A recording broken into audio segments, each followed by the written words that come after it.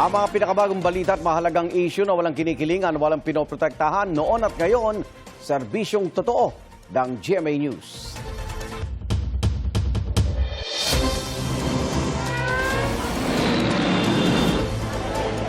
Sa kayo po ay Pinsala. Ito na ang mga unang balita. Bilang pagkilala sa kabayanihan ng nasawing grade 10 students sa pamamaril sa isang paaralan sa Tacloban, nagpaabot ng tulong pinansyal ang isang LGU sa kanyang pamilya. Samantala, patuloy ang panalangin para sa mga sugatan na nananatili sa intensive care unit. May unang balita si Emil Sumangil. Kritikal ang lagay ng grade 10 student na si Joan Viñas matapos tamaan ng bala sa ulo. Isa siya sa mga napuruhan sa pamamaril ng kanyang mga kaeskwela sa San Jose National High School sa Tacloban City noong Lunes. Ang kanyang inang si Rowena, labis ang pagsisisi na pinayagang pumasok noon ang 17 anyos na anak. Sabi niya, parang maano yung katawan niya daw, mabigat. Sabi ko, ikaw lang kung papasok ka, kaso may report daw sila. Nagpumilit siyang pumasok. So pinayagan ko. Tila gumuhuraw ang mundo ni Rowena nang mabalitaan niya ang barilan. Pagpunta ko doon, nandun ako sa may entrance na. Nakita ko yung anak ko na nakasakay na ng yung pahiga. Pagkita ko si Joan, yun, nawalan ako ng malay. Sa gitna ng kinakaharap ng anak, sa dasal siya lumalapit. Yung mata niya, kasi talagang maga. Sabi ko, Lord, yung prioridad, Lord, bigyan mo pa ako ng isa pang pagkakataon na mabuhay ang anak ko. Sa pangarap niya talaga maging nurse na maihaon kami. Gusto kong makulong yung mga bata o kaya kung pati magulang, magsama-sama sila. Nasa intensive care unit din ang 15 anyos na grade 9 student na si Nathan Candelario na tinamaan ng bala sa tiyan. Sa ilalim ng puso, tumagos sa tagiliran. Still recovery pa yun dahil natamaan yung intestine niya, tatlong butas. Labis ang pag-aalala noon ng amang si Erwin, lalo't bukod kay Nathan, naroon din sa paaralan ang dalawa pa niyang anak. Kahit sino man po, talagang masakit sa ginawa nila. Hindi maganda. Kahit ako, talagang nakaiyak ako sa ginawa nila. Talagang hindi maganda. Kahit sinong tatay, kung anong ginawa nila, parang gusto kong gawin din. Hindi makatarungan yun. Ang mga sugatan sa pamamaril, binisita ni late Representative Martin Romualdez na dumalaw din sa burol ng 3 nasawing mag-aaral. Nakiramay rin sa mga naulila si Vice President Sara Duterte. Isa rito ang nasawing Boy Scout na si Chris Lawrence Fabian na iniharang ang sarili sa pinto para iligtas ang mga kamag-aral. Kinilala ng lokal na pamahalaan ng Minalin, Pampanga ang kabayanihan ni Fabian. Ayon sa mga lokal na opisyal doon, tubong Pampanga ang mga magulang ng biktima. Nakatakdang ihatid ang resolusyon at tulong pinansyal ng LGU sa burol ni Fabian sa Tacloban. Ito ang unang balita. Emil Sumangil, GMA News. Simula ngayong araw, pinagbabawal na ng Bangko Sentral ng Pilipinas ang paggamit ng SMS at email-based one-time passwords o OTP sa high-risk transactions. Sakop niya ng transaksyon sa universal at commercial banks, digital banks at piling cooperative, thrift at rural banks. Dire-require ng BSP ang mga ito na gumamit ng mas ligtas na authentication methods tulad ng biometric, behavioral at iba pang paraan na hindi gumagamit ng password. Pinatutupad yan bilang proteksyon laban sa mga scam. Itinanggi ni Senador Cheese Escudero na nakatanggap siya ng mali-maletang pera mula sa mga nagpakilalang dating tauhan ni Zaldico. Para sa kanya, bahagi lang ito ng pamumulitika. Samantala, naniniwala si Escudero na kailangan pang madagdagan ang miyembro ng mayorya para mapatatag ang Senate leadership. May unang balita si Sandra Aguinaldo. Senator Sherwin Gatchalian is declared Senate President of the Republic of the Philippines. Nakapalumpa bilang Senate President si Senador Sherwin Gatchalian. Pero sabi ng kasama niya sa mayorya na si Senador Cheese Escudero, Hindi pa rin masasabing matatag na ang kasalukuyang liderato na binubuo ng 13 senador. Sabi ni Escudero sa kanyang podcast, kailangan madagdagan ang bilang nila. Shaky pa din yung pagiging mayorya. Ang komportableng numero palagi, 18, 16 na mayorya. Yun, masasabi mo na medyo stable yung mayoryang yun. Sa ngayon, siyempre, ang kailangan gawin nila Senator Gatchalian, ni SP Gatchalian, maghikayat na iba pang mga miyembro na sumapi sa mayorya para maging mas stable yung majority niya. Matatandaan dumulog sa Supreme Court ang grupo ni dating Senate President Alan Peter Cayetano para hilinging ipawalang bisa ang June 3 session na nagbakante ng mga posisyon sa Senado kabilang sa Senate President. Pero sabi ni Escudero, dahil meron ng malinaw na bagong mayorya, maaring moot o wala ng saysay ang petisyon. Yung issue yun sa palagay ko ay naging moot na. Moot na dahil nung special session, nagkaroon na ng 13.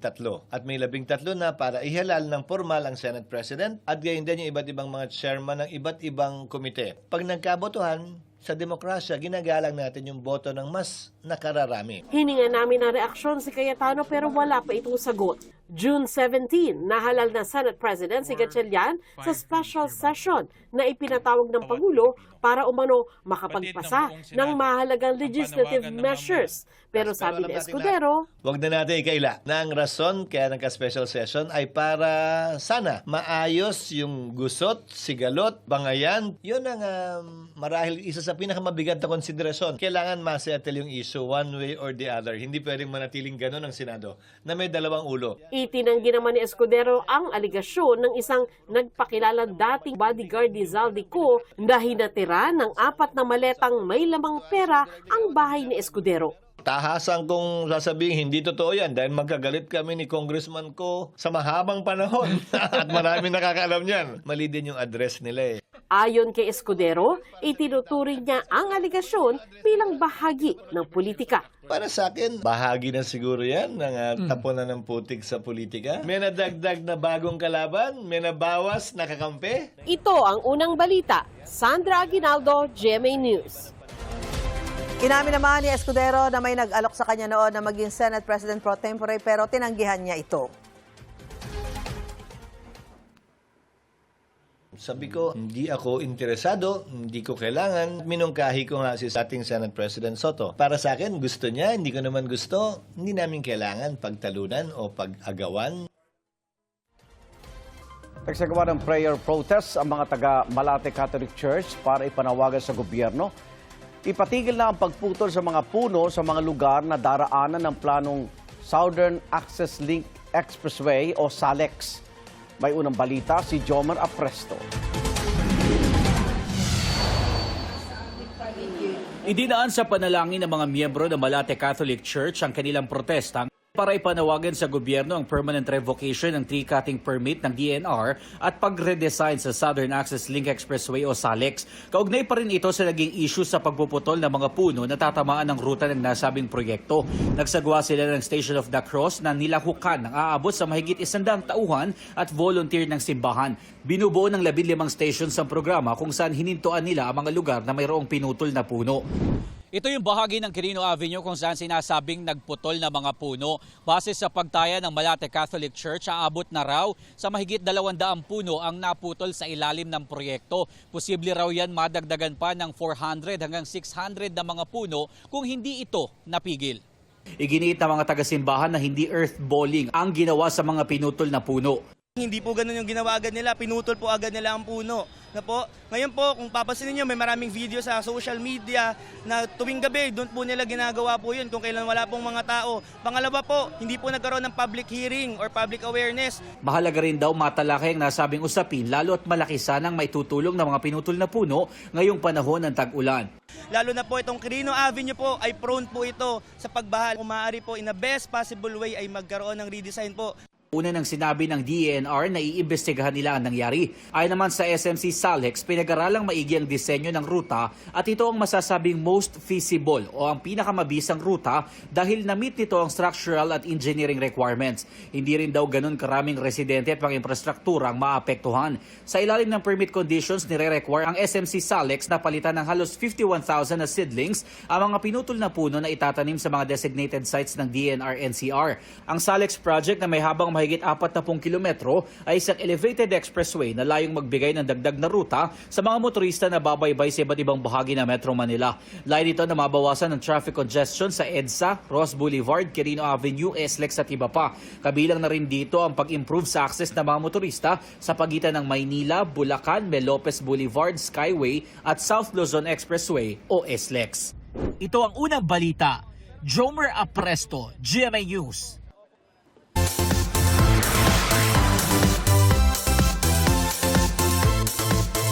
Unang chika na kunento ng mga bida ng GMA Afternoon Farm Series na Born to Shine na sina Zephanie at Michael Sager na hanga sila sa bagong P-pop group na guest nila.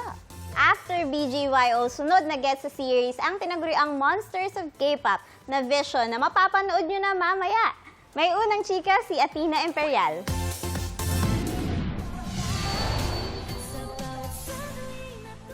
You're all nominated sa Pinoy Pop Himig Award. Nominated sa Pinoy Pop Himig Awards 2026 ang Yumi, ang 5-member P-pop girl group ni na Jenny, Althea, Yuna, Nancy at Megan sa GMA Afternoon Series na Born to Shine. At may aabangang real-life P-pop boy group na e-eksena. Sa taping, dama ng cast at production crew ang angas at husay ng Vision as their guest performer. Sobrang saya po na experience. Maraming salamat kay Direk Rod for having us here. Sobrang inaalagaan niya po kami. And ma-perform po yung song namin dito sa Born to Shine. Sobrang laking help rin yun sa amin. Ito yung first time namin as a group na parang like yung acting talaga na magkakasama kami. Pati sina Zephanie at Michael Sager hanga sa Vision. Sobrang bumibilib talaga ako dun sa way ng pagsayaw nila. And I guess nakakapanibagong makita yung nag-act sila. Yung pagiging part po nila ng project na to, sobrang memorable for me. I'm sure everybody will see rin na how good they are as a P-pop group. Tutuwa lang ako because ma-highlight yung talagang talent nila. Sabay ng guesting sa Born to Shine, non-stop din ang preparations ng Vision para sa kanilang second major concert. May surprise guest daw sila. Mahilig kasi kami mag-surprise sa aming mga Vixies, pero bigyan na lang namin kayo ng hint. Yung isa sa mga guests namin, naka-work na namin siya before, and lalabas kami sa isang series niya. Abangan nyo na lang po yan. Alam mo po yun. Ito ang unang balita. Athena Imperial, GMA News. Ramdam ang malakas sa ulan at hangin dala ng bagyong Francisco sa Northern Luzon. Sa Basco, Batanes, matinding hampas ng alon ang nararanasan. Dahil dyan, kinansela ang mga biyahe ng mga sasakyang pandagat. Tataas pa rin ang wind signal number 1 sa Batanes dahil sa bagyong Francisco. Patuloy na pinaalalahanan ng mga motorista na mag-ingat sa biyahe. Walang naitalang sugatan o nasawi dahil sa masamang panahon. Malakas sa hangin din ang nararanasan sa Calayan, Cagayan. Pinayuhan na ang mga residente na huwag munang magpunta sa dagat.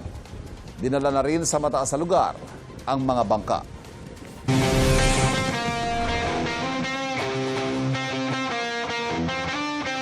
Nag-advance sa Bad Homburg Open Doubles quarterfinals sina Pinay tennis star Alex Ayala at ang tennis icon na si Venus Williams. Tinalo nila Ayala at Williams ang tandem na Catherine Harrison ng Amerika at Alexandra Osborne ng Australia. Sa loob ng 1 oras at 10 minuto, nagwagi ang Ayala-Williams duo sa dalawang set sa score na 6-3 at 6-4. Ito ang unang pagkakataon na naging doubles partner sina Ayala at Williams. Sunod nilang makakaharap sina Teresa Mihalikova ng Slovakia at Olivia Nichols ng Great Britain. Bidang talento at kulturang Pinoy sa pagdiriwang ng Philippine Fiesta 2026 sa Nova Scotia sa Canada. Mahigit 7,000 ang dumalo sa nasabing event na pinangunahan ng Filipino Cultural Society roon. Mahigit 150 performers naman ang nag-present ng Filipino folk dance at modern dance.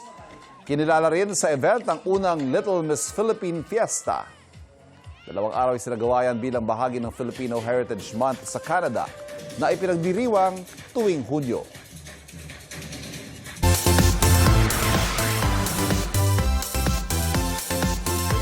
Wagi ang ilang kapuso at sparkle artists sa 2026 World Class Excellence Japan Awards.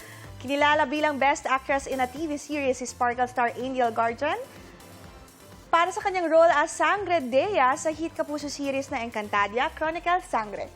Hopeful si Angel na ito ang first of many awards na matatanggap niya sa kanyang career. Isa sa mga nag-congratulate kay Angel, si OJ Sangre Amihan, Iza Calzado. Kinilala rin sa Best Actress in TV series si Kamao star Katrina Halili para sa kanyang pagganap na Emma sa Mommy Dearest. Itinanghal namang Best Supporting Actress in a TV series ang seasoned actress na si Rio Luxin para sa The Master Cutter. Congratulations, Tita! Congratulations!